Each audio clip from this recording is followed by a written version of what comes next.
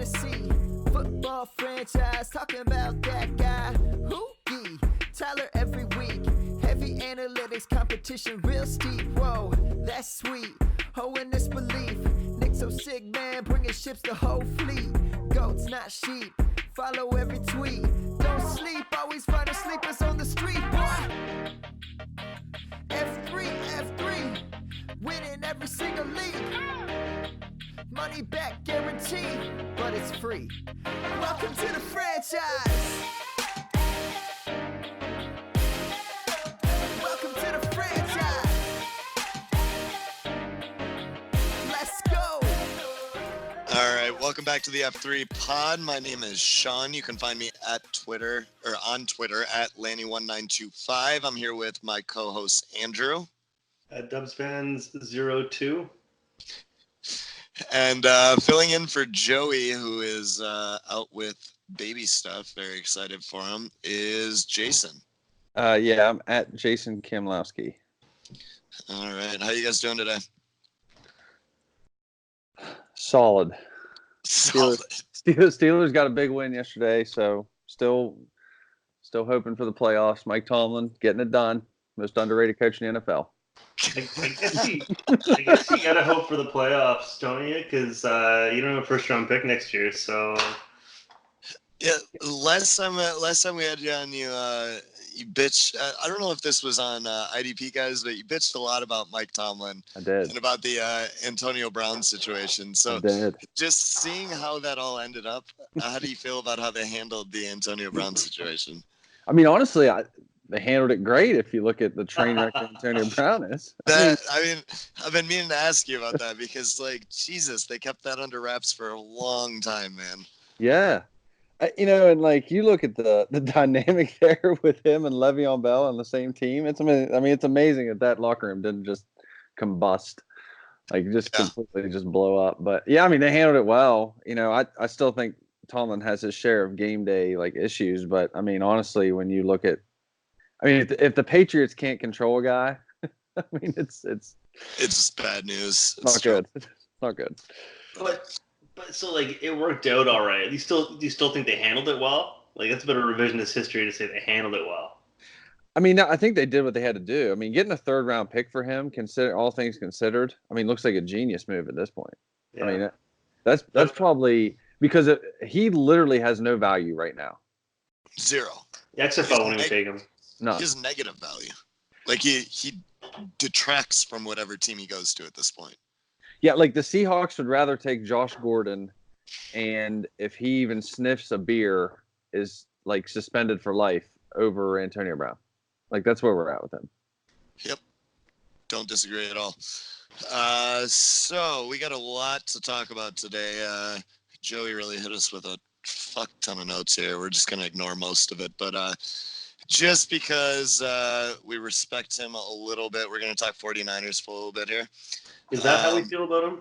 I said a little bit. Little bit. So tempering it. But it's a lot going on with the 49ers. We got Emmanuel Sanders showing up to play. I am honestly very surprised about that. We got Garoppolo showing up to play. Equally surprised about that. So I don't know. Maybe it was the fact they just didn't have a legitimate receiving group, and maybe I was just overestimating the talent there. Debo had a bit of a rough game, drop in the end zone. Outside of that, he was okay. And you got Coleman and Breida, kind of a 1-2 punch over there. So what do you guys think about that 49ers situation right now? So just backtrack for a second. You said you weren't confident in Sanders. Were you not confident in him, or because him in that system where they haven't had a passing game? It's that I didn't think that Sanders was going to bring enough to the table that it was going to A, be productive for him, or B, be a game changer for their offense. Because my theory was that they have talented wide receivers and Garoppolo's just not getting them the ball properly. And Sanders came in and played really well. So I really thought that Sanders was just going to kind of be another piece in the mix, and he wasn't really going to be super productive because the offense wasn't that great of a passing game. But I just figured if he can catch balls from Flacco, he can catch balls from anyone. Yeah, I mean, I didn't think the receivers were the issue, and maybe they are. I guess we're gonna see down the stretch here, but um, I honestly like Garoppolo played out of his mind last game. I don't think that that's who he is, but I could still be wrong. So Well, I mean, there's a lot to unpack there from that game, though. I mean, Garoppolo had a season high in attempts. You know, they go into Arizona, which is like the Coors Field for NFL offenses. So, you know, you've got a good game environment where they're going to run a lot of plays.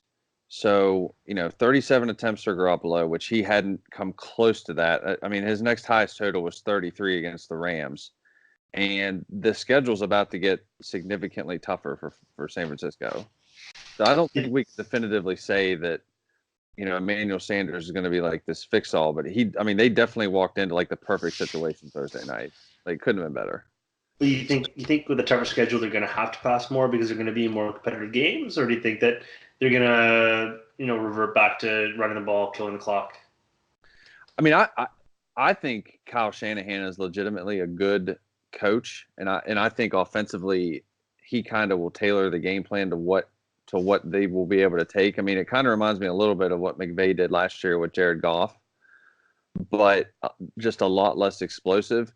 And if you look at Coleman and Breida back there, and just look at the history of like a Shanahan offense, I mean, he can kind of have an offensive system where he can support two running backs, but also support a passing game. But I just think if you kind of look at what they're going to have coming up, you know, they go to Seattle this week. I mean, they're going to have to score some points against Russ. They go to Green Bay in 2 weeks. I mean, they're going to have to score points there against Aaron Rodgers. So, I mean, we could be looking at a situation where they're going to have to throw the ball more.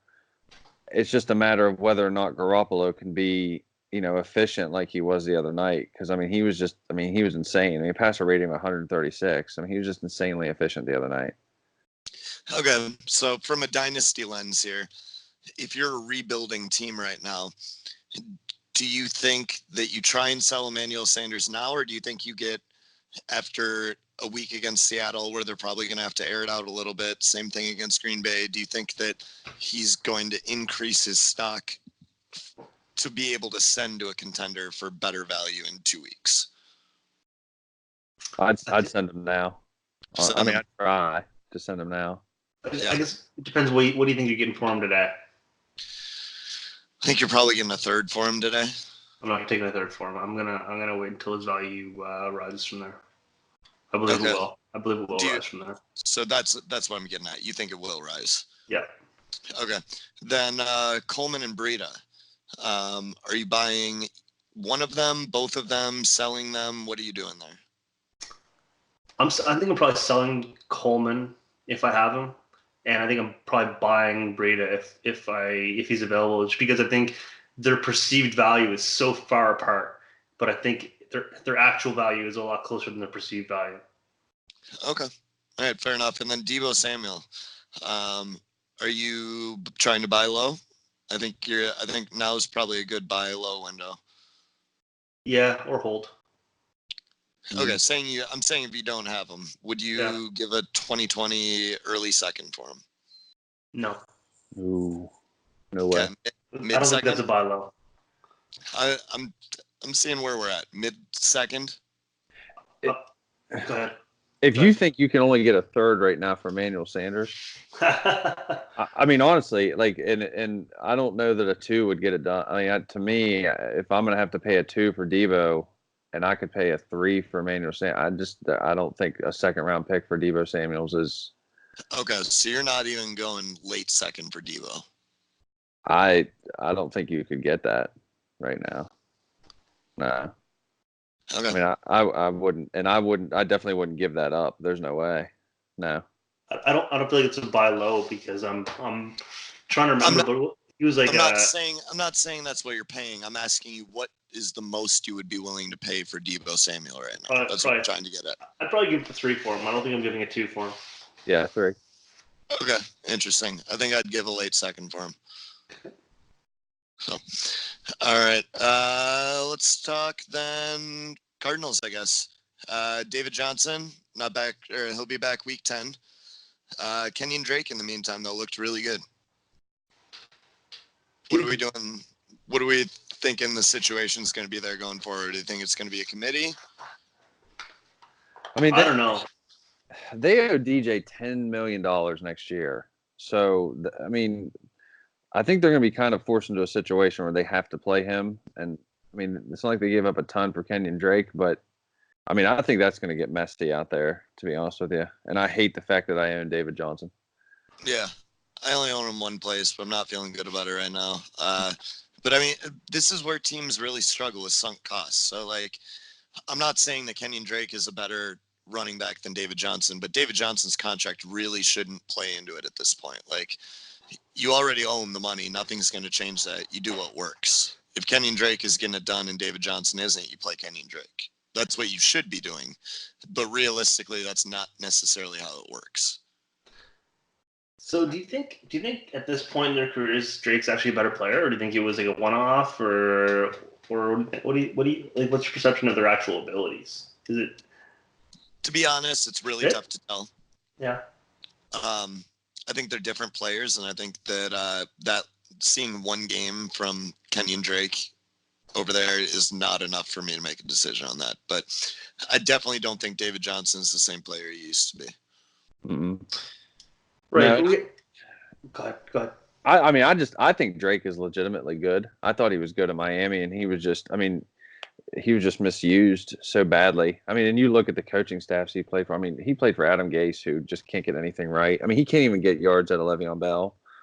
I think Drake is legitimately good, and I'm with you, Sean. David Johnson hasn't looked right really all year, honestly. I mean, he just doesn't look healthy, and that sucks because he was really good there for a couple years, but he just doesn't look right. He's just saving his value with PPR. He's just making catches, but he's not doing a whole lot with them. Mm-mm. So, speaking of running backs, some of the vets, Adrian Peterson hit 100 yards. Carlos Hyde, I think, did 160. Yeah. Either on 20 runs, I think. Yeah, either of those guys, if you're a contender and need running back help, either of those guys, people that you're trying to acquire to, just be bye week fill-ins or in case of injury, or if you really need running back help.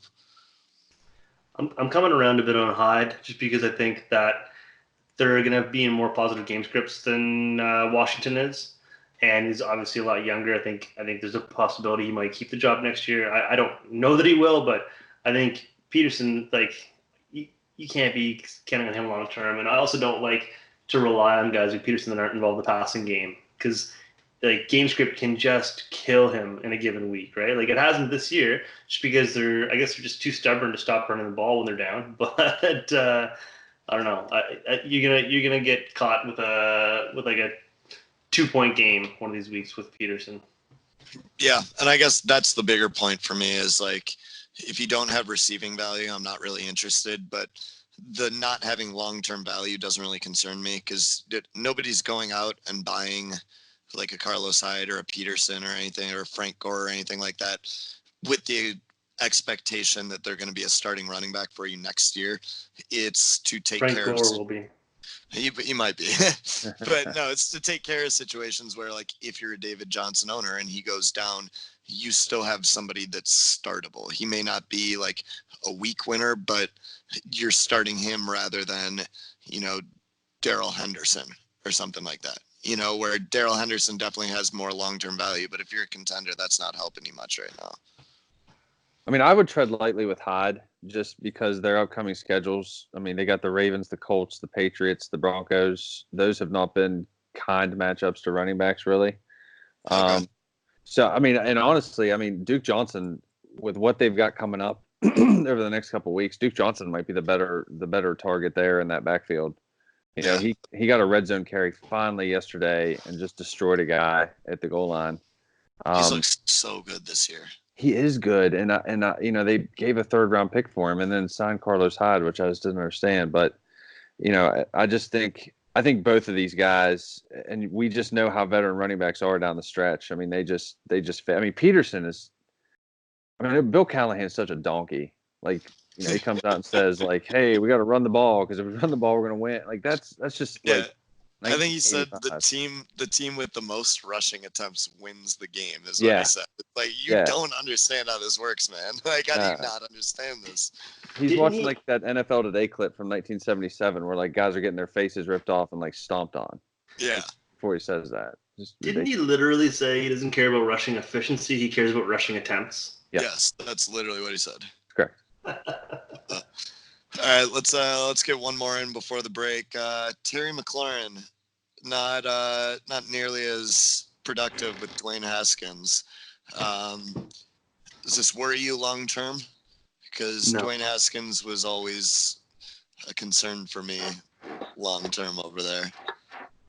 I don't think they're committed to Dwayne Haskins long term, so I don't know that Dwayne Haskins is going to be a long term problem for anybody. But if he can't get McLaurin involved in the offense, I certainly don't think he'll be the long term answer because I mean that guy is talented. What makes you say that you don't think that they're committed to Haskins long term? Well, I mean, I guess it took them this long to really give him a shot, despite the fact that it was clear that Case Keenum was not going to be the guy.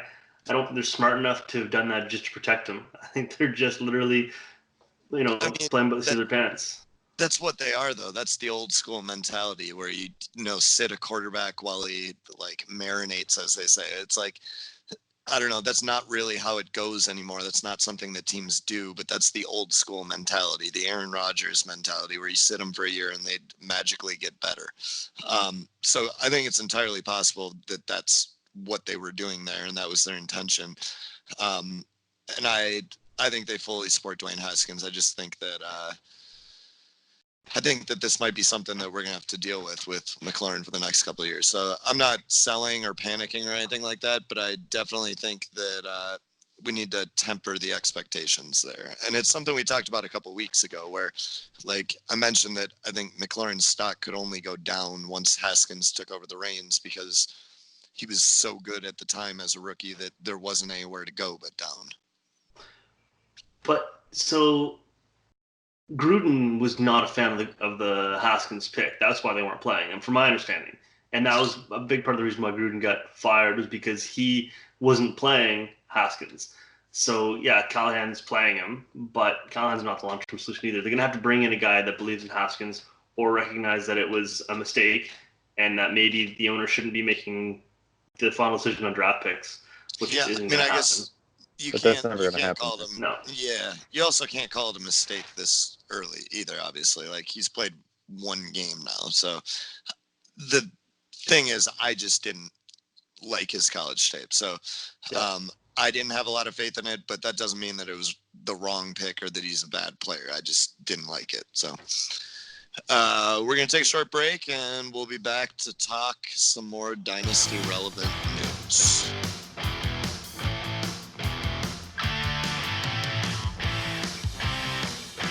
All right, and we are back to talk some more Dynasty Fantasy Football. Devin Singletary had a really nice game.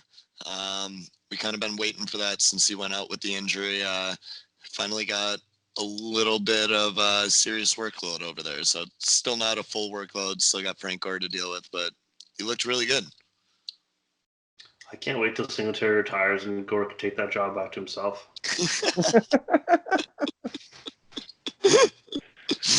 15 years from now.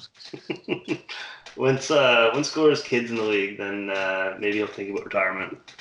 Yeah. So Singletary is an interesting one for me because I think the Bills' backfield might be one of the few that's just kind of safe from the 2020 class for running backs, just because they did invest in Singletary and they already have Gore. He'll probably be gone somewhere else, but I just don't think it makes a whole lot of sense for them to spend another draft pick, right? How high did they draft him? Was he third or fourth? Singletary, he was third. Third, yeah. Okay. Yeah, that's reasonable capital that they're probably not going to go back to the well.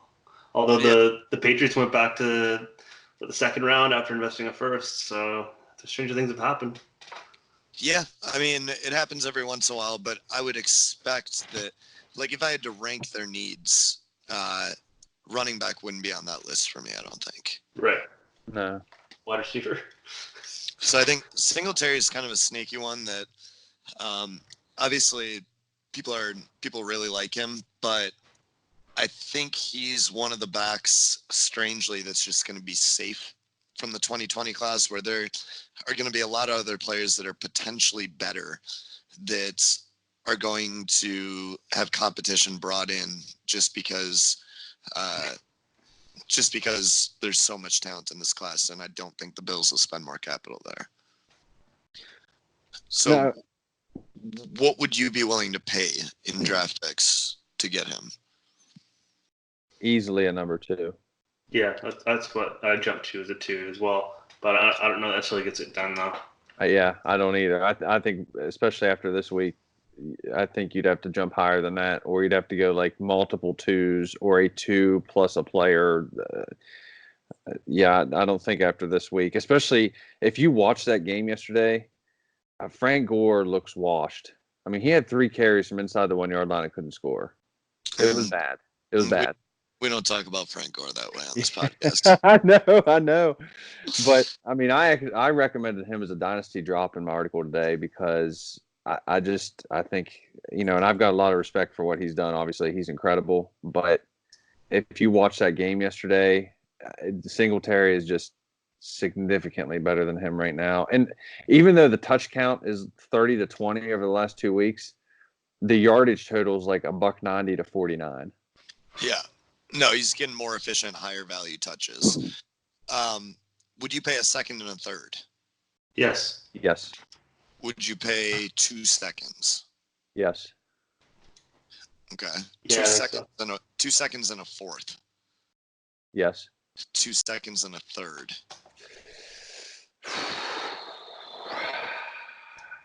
So that's kind of where we're pushing it there. Is like you'd want to do 2 seconds and like a throw in, like a low value player or pick. Yeah, because I think a fourth you start to get very questionable on what's that actually worth? Right. What are the odds that makes your roster? Right. I think a third you can still luck box your way into somebody who's pretty good. Like Terry McLaurin. Yeah.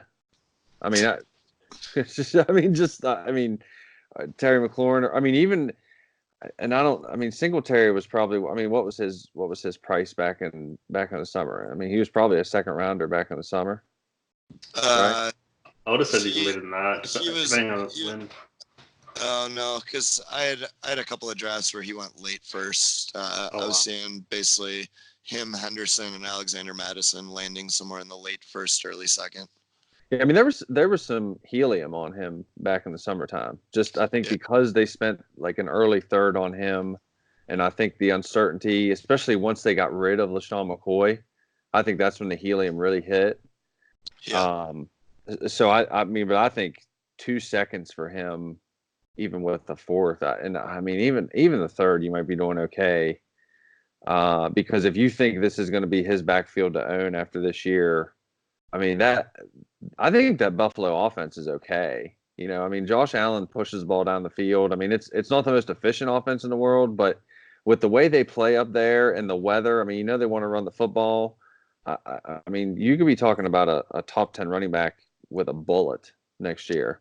And I think they'll still bring in help, but I think that he's going to be the clear part A of that committee. There are very few backs that command a backfield now, right? But I think he'll be the clear lead back next year. So, I think I'd be interested in making that trade. So, other rookie running backs, what do you think of the Miles Sanders, Jordan Howard split right now? So they both are getting decent volume at the moment. I think this is what Philadelphia has kind of done the last couple of years. This is just kind of what they do. It's a committee. Well, I think we kind of knew it was going to be a committee. Jordan Howard has looked better than I thought he was going to look. Yeah, I agree entirely. Yeah, he's looked nimble. Really good around the goal line, more of a presence around the goal line, it seems like, than he had in Chicago. I think some of that is the scheme. I think some of that is offensive line. But Howard's looked really good. But Sanders, man, when he gets the ball in open space, he's like shot out of a cannon. That kid's just good. Yeah, he's had some vision issues show up this year that I didn't see when I was watching his college tape at all, which is really interesting. And he still has the ball security issues, but he's very well-rounded. He can run with power, runs with elusiveness. He can catch the ball out of the backfield, runs nice routes, can catch the ball downfield. If he can just like work out some of those things, he could be a top 10 back. But I just think vision's a tough thing to fix. So you're saying because of his vision issues, he's not a 2020 running back? God, I hate you.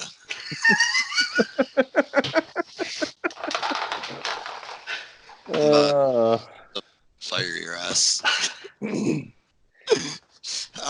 So Miles Sanders, would you give a 2020 first for him? Or is he in the second round range? Ooh. I have a hard time moving 2020 firsts.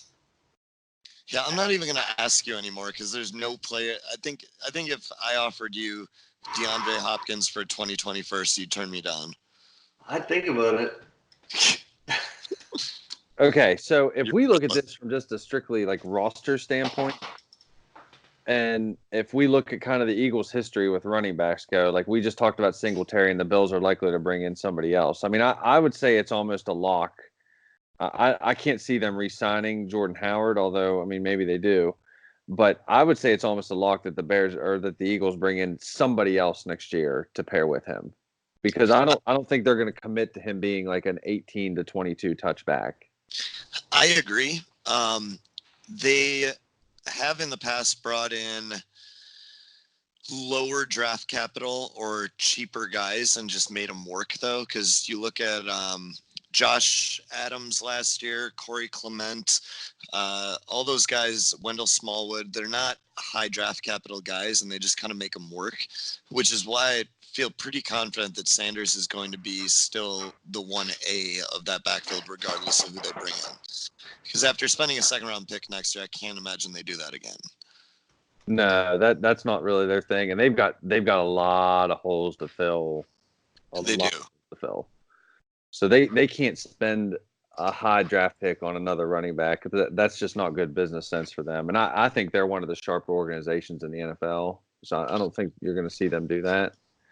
You might see them because I think the free agent class next year is going to be at a discount because it's such a talented class coming in. You might see them land a quality free agent on a bargain. I could see that type of thing happening. Yeah, well, I mean, what about we just talked about it. What, like Kenyon Drake coming in to that offense? I mean, he would be a perfect fit to me.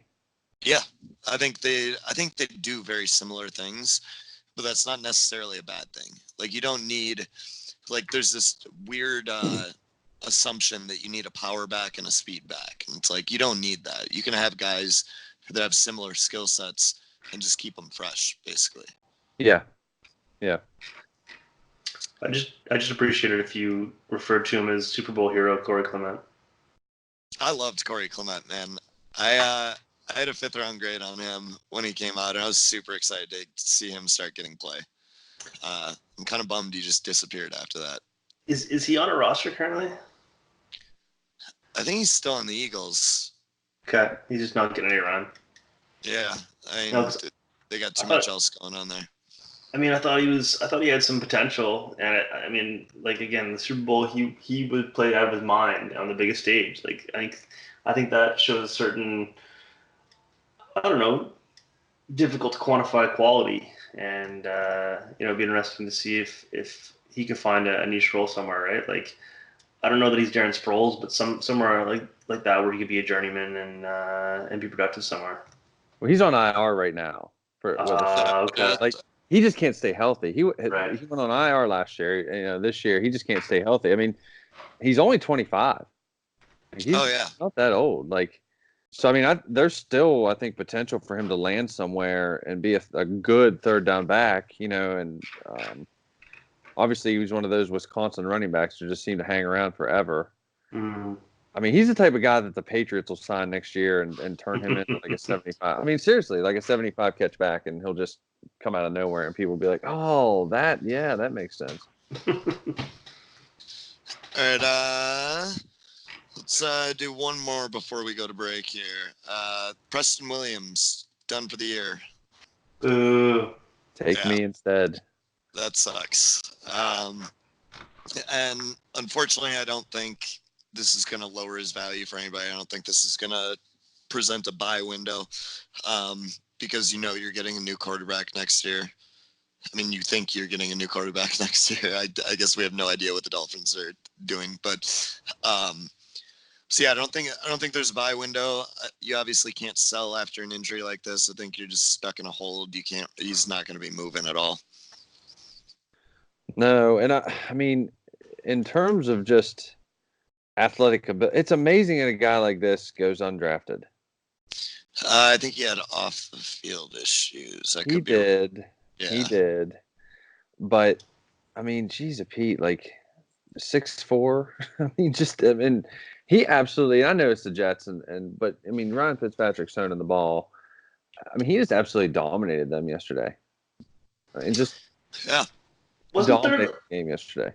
Wasn't there like an inordinate number of size speed guys in this year's draft that just like they fell because it seems like a lot of teams have kind of gotten off of that that hype, and they're going for more of the McLaurin, like the Deebo Samuel, like the clean route runners. Sorry, did I pronounce that the American way? No, you didn't. But that's okay. Route. So like that's not a discredit Williams. Obviously, he does have more than just being a size speed guy, but I think a lot of teams are kind of like overlooking those guys because that's how they perceive them. It's possible. It also could just be the fact that when you have a number of guys like that in a draft class, you can get the same combination of size and speed later. You don't have to pay the premium to get it. But I still think these guys pay for speed. Like McLaurin ran 4.3 something, right? Yeah. Was he a 4.3 guy? Yeah, he was a 4.3 something. 4.4 guy. Okay. No, but I mean, they still pay for speed. I think that teams are getting better about understanding having different roles for different receivers, and knowing that you can't just draft all of the same type of receiver and that you need to find niches for these guys. So I don't know that when that happens, you start seeing different breeds of receiver creep up the draft boards and your more prototypical ones fall down. But all right, we're going to take a short break and we'll be back to talk a couple more guys before we call it a night.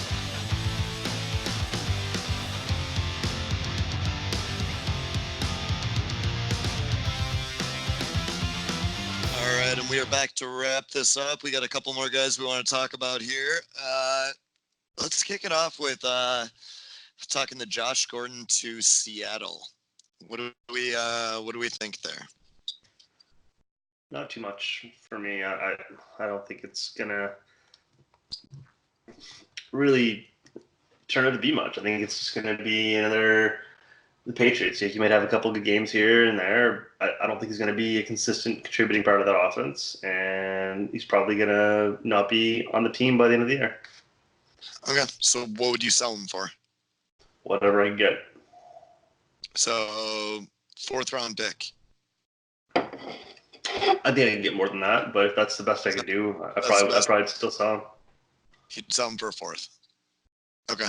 Jason's shaking his head no. No. I think first off, if I had him, I'd hold because playing with Russ somehow is going to be an upgrade over playing with Brady. I think. And he's going to get. He's probably going to get a ceiling game at some point.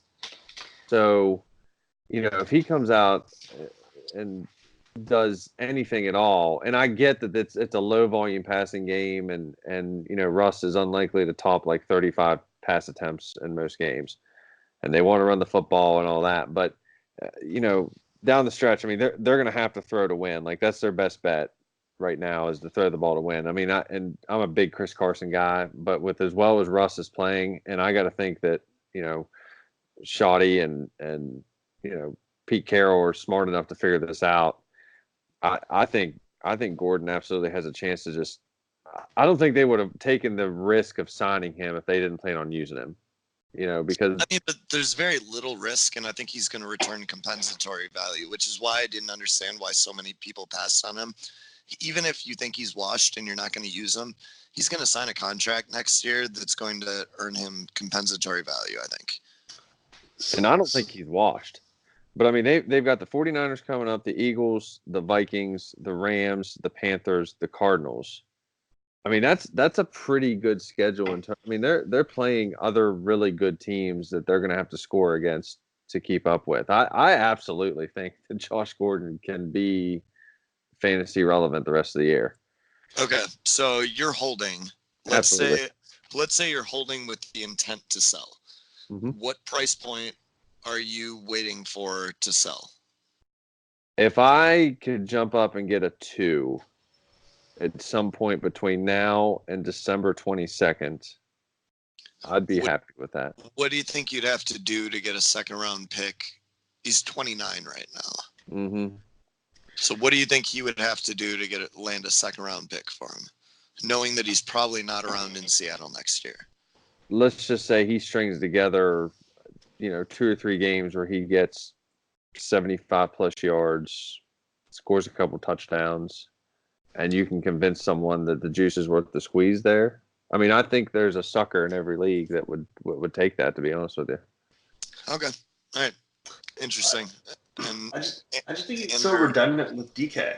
And I think DK's younger, and they're going to make more of an effort to get DK involved because they want to develop him. They want him to be the guy of the future. That I really don't think there's anything. There's not a ton of volume left there. We talked about how low volume it is, right?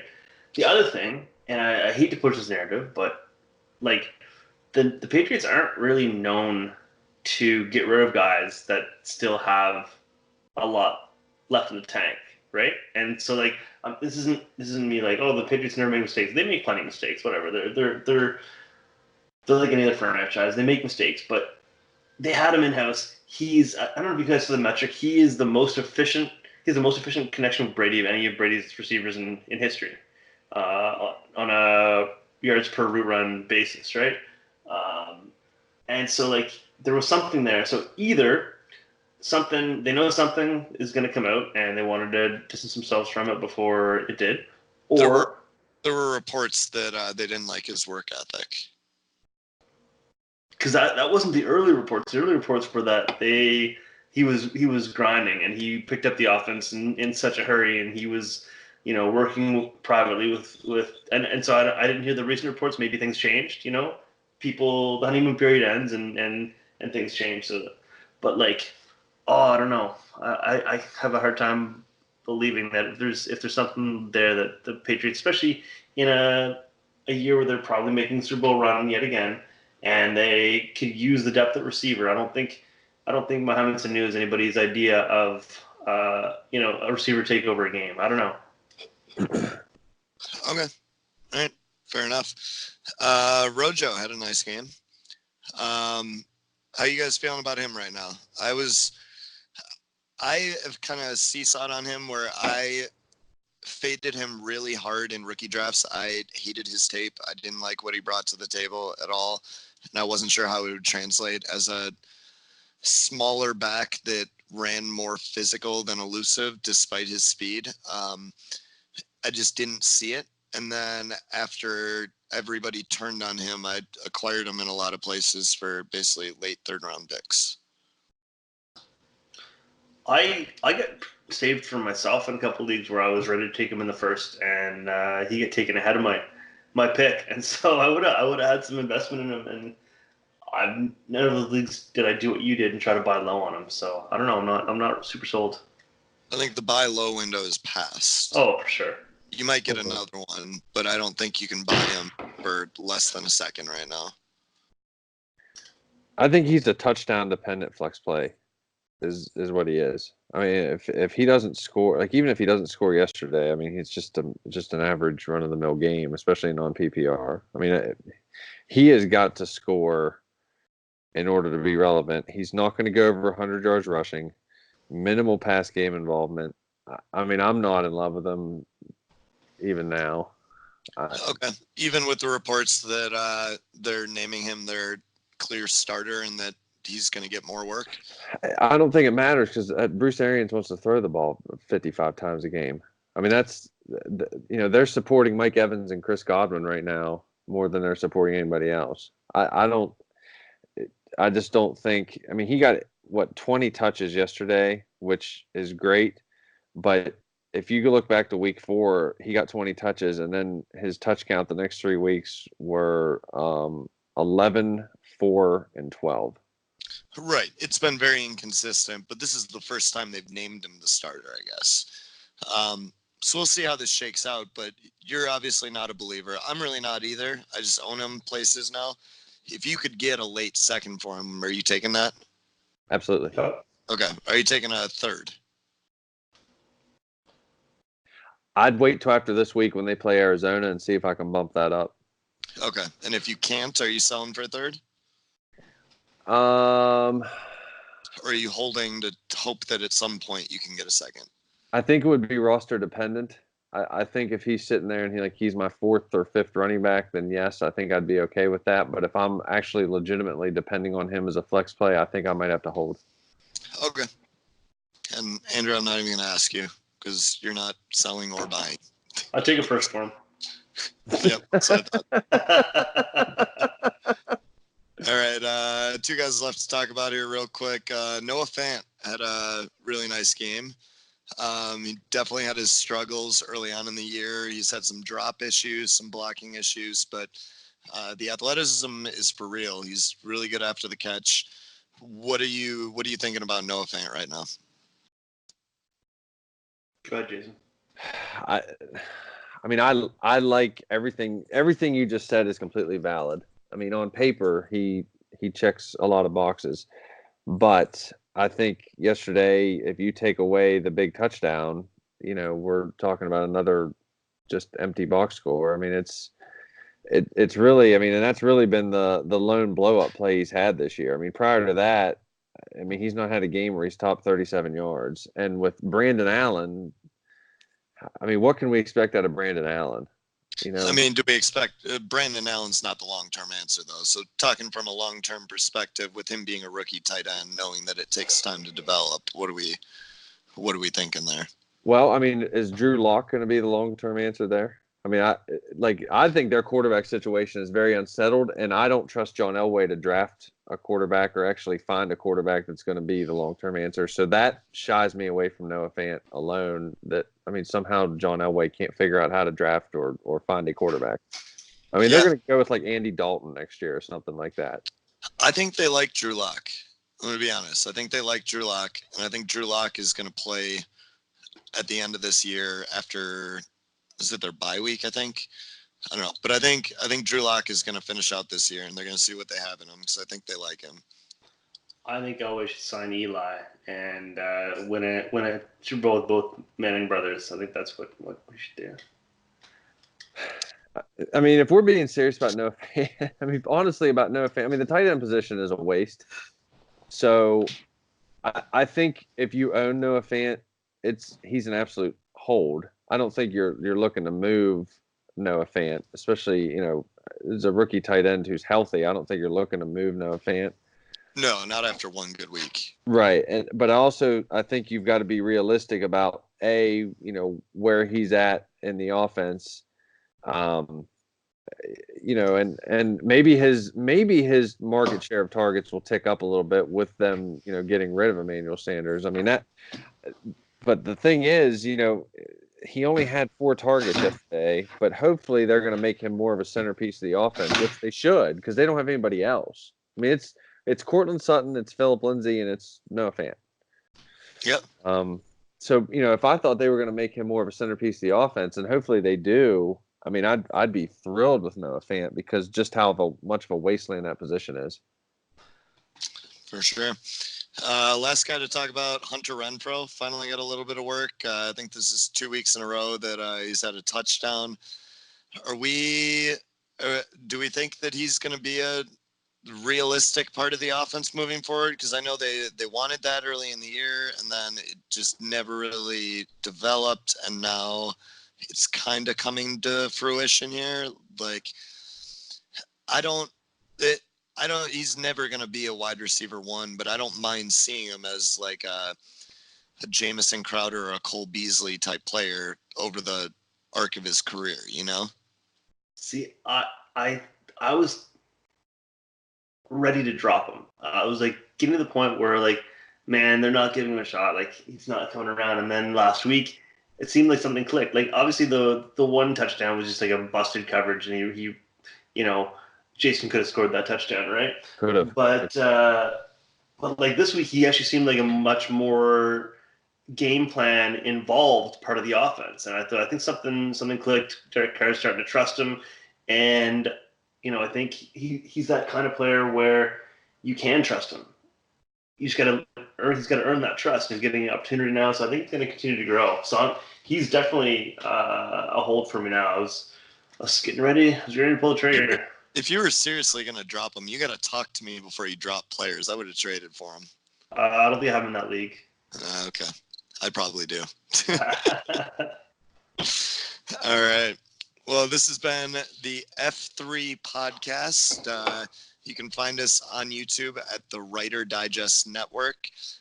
Writer is spelled R-E-I-T-E-R. You can find our written content at idpguys.org or at dynastyfootballdigest.com.